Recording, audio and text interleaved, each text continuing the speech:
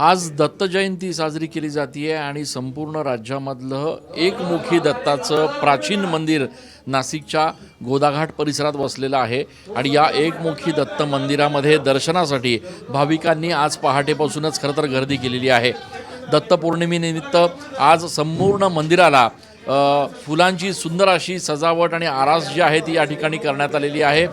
मोठे धार्मिक कार्यक्रम जे आहेत ते आज पहाटेपासूनच मंदिरात आयोजित करण्यात आलेले आहेत।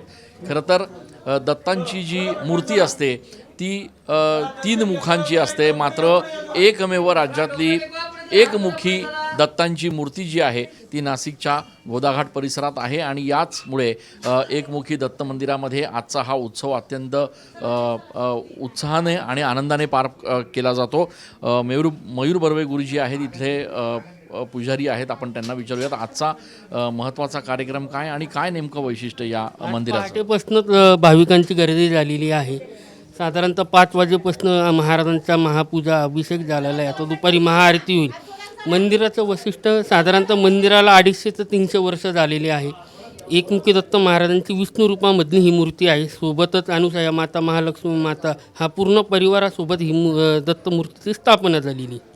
गुरुजी, आज कुठल्या पद्धतीचे कार्यक्रम असतात? पहाटेपासूनच काय नेमका आजचा कार्यक्रम असतो? आज पहाटे महापूजा झाली, दत्त महाराजांना पंचामृत अभिषेक झाला। संध्याकाळी 6:15 वाजता दत्त जन्माचा कार्यक्रम असतो।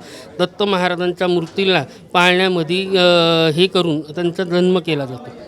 दत्त महाराजांचा जन्म सोहळा जो आहे तो आज या ठिकाणी पार पडणार आहे आणि त्यानिमित्तानं पहाटेपासूनच धार्मिक कार्यक्रमांचं आयोजन या ठिकाणी करण्यात आलेलं आहे। आजच्या दत्त जयंतीच्या निमित्तानं संपूर्ण मंदिराला सुंदर अशा पद्धतीची सजावट फुलांची करण्यात आली आहे। कॅमेरा पर्सन आकाश येवलेसह मी चंदन पूजाधिकारी, TV9 मराठी।